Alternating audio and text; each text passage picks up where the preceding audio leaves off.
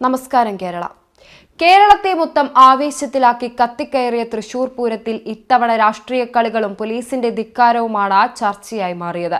കഴിഞ്ഞ ദിവസം വൈകുന്നേരം കുടമാറ്റം വരെ ഭംഗിയായി നടന്ന തൃശൂർ പൂരം രാത്രിയാണ് പോലീസിന്റെ ധിക്കാരപരമായ സമീപനത്തെ തുടർന്ന് നിർത്തിവെക്കേണ്ടി വന്നത്.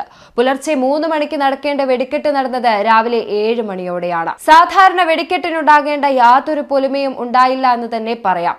ഈ വിഷയം മാധ്യമങ്ങളും സോഷ്യൽ മീഡിയയും എല്ലാം വലിയ ചർച്ചകൾ നടക്കുകയാണ്. എന്നാൽ വിഷയത്തിൽ മന്ത്രി കെ രാജന്റെ പ്രതികരണമാണ് ഇപ്പോൾ ചർച്ചയാകുന്നത്. തൃശൂർ പൂരത്തിൽ ആചാരങ്ങൾക്ക് മുടക്കം വന്നിട്ടില്ല. എല്ലാ ചടങ്ങുകളും കൃത്യമായി നടത്തി.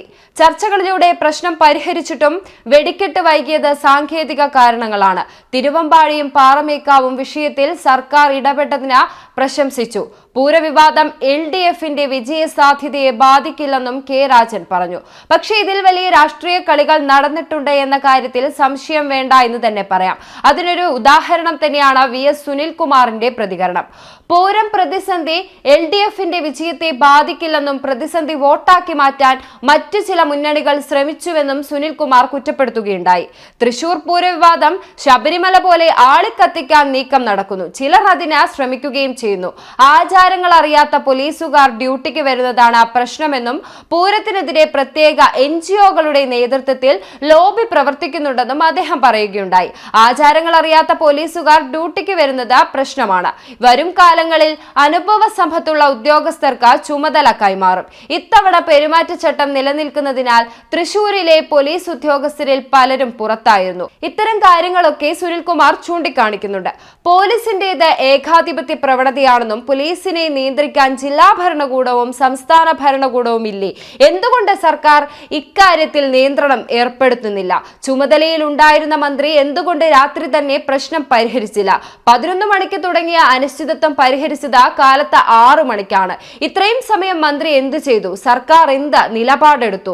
പൂരത്തിന്റെ തുടക്കം മുതൽ എങ്ങനെ ഇല്ലാതാക്കാമെന്ന ശ്രമമാണ് നടന്നത്. കെ മുരളീധരൻ വിഷയത്തിൽ ആരോപിച്ചത് ഇത്തരം കാര്യങ്ങളൊക്കെയാണ്. തൃശൂർ പൂരത്തിൽ പോലീസ് ഇടപെട്ടത് ഗൂഢാലോചനയുടെ ഭാഗമായിരുന്നു. വോട്ട് മറിച്ചു നൽകാനുള്ള നീക്കമാണ് നടന്നതെന്ന് പ്രതിപക്ഷ നേതാവ് VD സതീശനും ആരോപിച്ചിട്ടുണ്ട്. തിരഞ്ഞെടുപ്പ് കാലത്ത് BJPക്ക് സ്പേസ് ഉണ്ടാക്കിയെടുക്കാനുള്ള ശ്രമമാണിതെന്നും അദ്ദേഹം പറയുകയുണ്ടായി. വെടിക്കെട്ട് വൈകിയത് വേദനിപ്പിച്ചെന്നും ശബരിമല പോലെ ഒരു ഓപ്പറേഷനാണോ തൃശൂരിൽ നടന്നതെന്നും സംശയിക്കുന്നതെന്നും NDA സ്ഥാനാർത്ഥി സുരേഷ് ഗോപി പറയുകയുണ്ടായി. വോട്ട് നേടാനുണ്ടാക്കിയ തിരക്കഥയാണോ ഇതെന്ന സംശയമുണ്ട്. ഒരു പ്രശ്നം ഉണ്ടാക്കിയിട്ട് അവർ തന്നെ പരിഹാരമുണ്ടാക്കിയെന്ന് വരുത്തി തീർക്കാനാണ് ശ്രമം. മുതലെടുക്കാൻ ശ്രമിച്ചത് LDFും UDFുമാണെന്നാണ് സുരേഷ് ഗോപിയുടെ ഭാഗം. ഏതാണെങ്കിലും രാഷ്ട്രീയ കളികളുടെ കുത്തക കേന്ദ്രമായി മാറിയിരിക്കുകയാണ് ഇപ്പോൾ കേരളത്തിലെ ഓരോ മണ്ഡലവും എന്ന നിസ്സംശയം നമുക്ക് പറയാൻ കഴിയും.